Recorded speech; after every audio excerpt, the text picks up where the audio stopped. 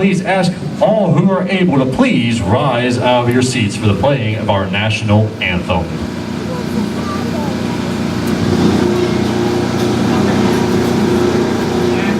Please rise as Caleb Johnson, your new American Idol crowned on May 21st, accompanied by the National Symphony Orchestra, leads us in the singing of our national anthem.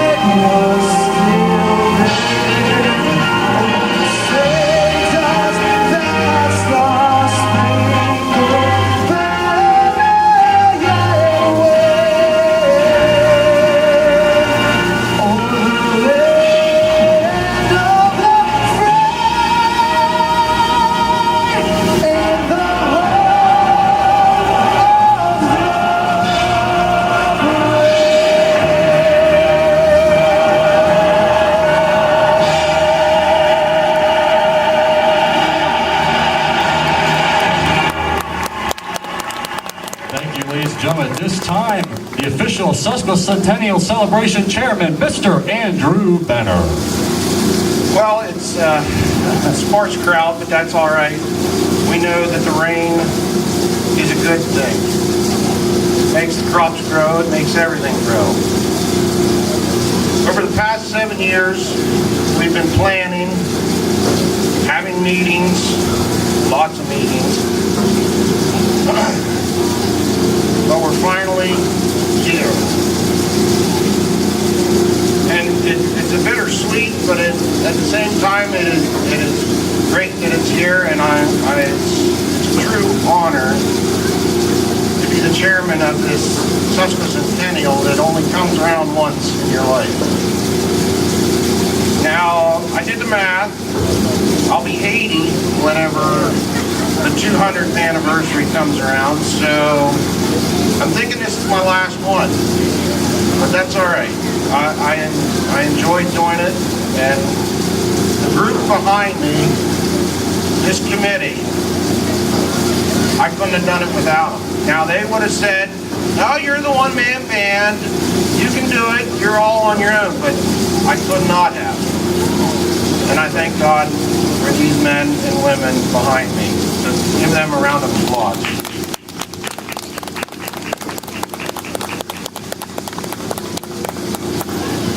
So, there's a lot planned. I've been advertising and going crazy, but there's posters all around. Tonight, following the opening ceremony, we will have a Queen contest, and we will be passing the torch from 1967 until now. And the next Queen will reign for 50 years. Big honor, big honor.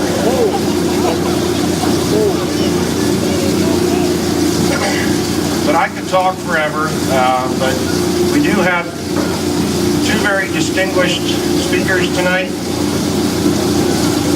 Our first guest speaker is Lee Knepp, lifelong McClure resident, Snyder County Historical Society Secretary,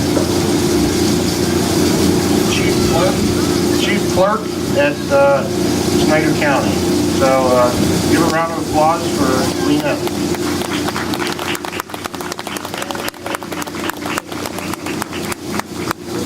Good evening. McClure has enjoyed great celebrations in the past. I'm fortunate to be able to recall my participation in the McClure Centennial observance of 1967, and later the celebration of the nation's bicentennial of 1976. For those of you not yet born when these events took place, or maybe too young to remember, those were extraordinary times, celebrating our worthy heritage and with much promise for McClure's future. McClure was always unique in the county. While other towns existed prior to the erection of the Middle Creek Valley Railroad immediately following the Civil War, McClure came into existence only because of the railroad's projected path through this valley. Previously, the commercial area existed on the other side of the ridge. The stagecoach route had extended from Lewistown, Burnham, through Vanderbilt, Cross Grove, Troxaville, Penns Creek, Croxerville, and on to Northumberland. So why McClure here? Simply put, the railroad needed a station here to process the commerce through the other valley, much of West Beaver Township, through the break in the ridge. And then the town grew slowly and then flourished. But the railroad was always the key. Even the names of the many streets reflected in McClure's role as a railroad town. For instance, Spake Street, Railroad Street, Simpson Street. Where's Simpson Street? That's what's now Brown Street. But it started out as Simpson Street in honor of one of the incorporators of the railroad. Also, the name McClure reflected a significant railroad figure of the day, Alexander Kelly McClure. I came along too late to experience the passenger service afforded by the railroad. I believe the passenger service ended about 1935. Or to remember the freight house located at the site of the White Star bus lines and then Cooney and Son Fuel. But I do remember well the station at McClure, and after it closed, having to travel to first Beaver Springs and then Beavertown to pick up railroad freight items before the freight service disappeared west of Kramer. Also, I have a mental picture of riding the Centennial excursion train from Selinsgrove to McClure during the county centennial celebration of 1955, when I was just shy of 3 years old. The special passenger excursion train that started that morning from the Northumberland yards traveled to Sunbury, Selinsgrove Junction, crossing the Susquehanna River Bridge to Selinsgrove, where it picked up passengers and continued to pick up additional passengers as it made its way west through Kramer, Middleburg, Paxtonville, Beavertown, and Beaver Springs to McClure. All the passengers debarked at McClure for an opportunity to swim at our pool or to enjoy lunch at the Cold Spring Grove before the return trip to Selinsgrove. Pastor Carl Yost drove myself, who drove himself, my grandmother Marshall, my brother Lynn, and me to Selinsgrove to board the train. We remained at McClure while Pastor Yost rode the train back to Selinsgrove to pick up his vehicle. When I was growing up in McClure, everyone knew everyone else in town. McClure was a town with really solid citizens who worked hard, attended the churches, voted regularly, supported the fire company, and all the other community efforts. They cared so much about McClure and its other residents.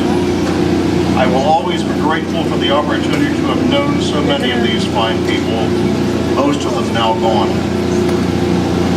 Also, I was aware of the earlier citizens, gone before my time, who contributed so much to the building of McClure after the Civil War and the coming of the railroad.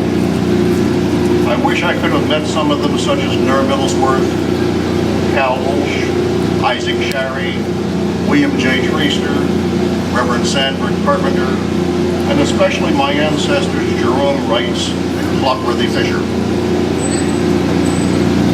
At the time of the centennial celebration of 1967, someone remarked that my family were relatively newbies here in the community.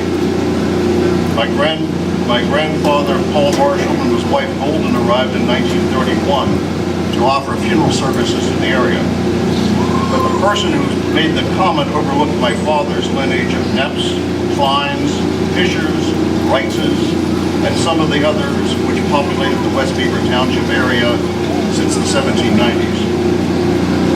But regardless of whether your families were in the area early or arrived relatively recently, this observance is a time to celebrate and reflect on our goodly heritage and hope for a worthy future for McClure.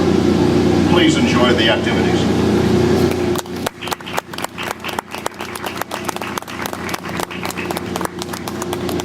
Thank you, Lee. At this time,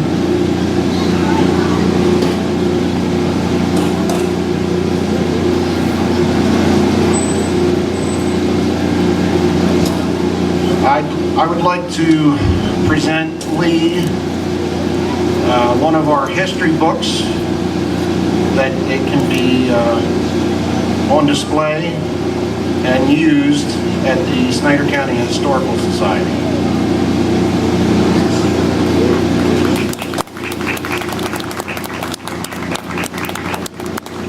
Like I said, 7 years of hard work.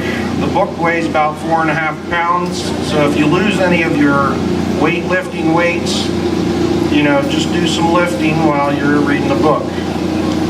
All right, our next is Ryan King with one of our Sesquicentennial songs, This Is My Home.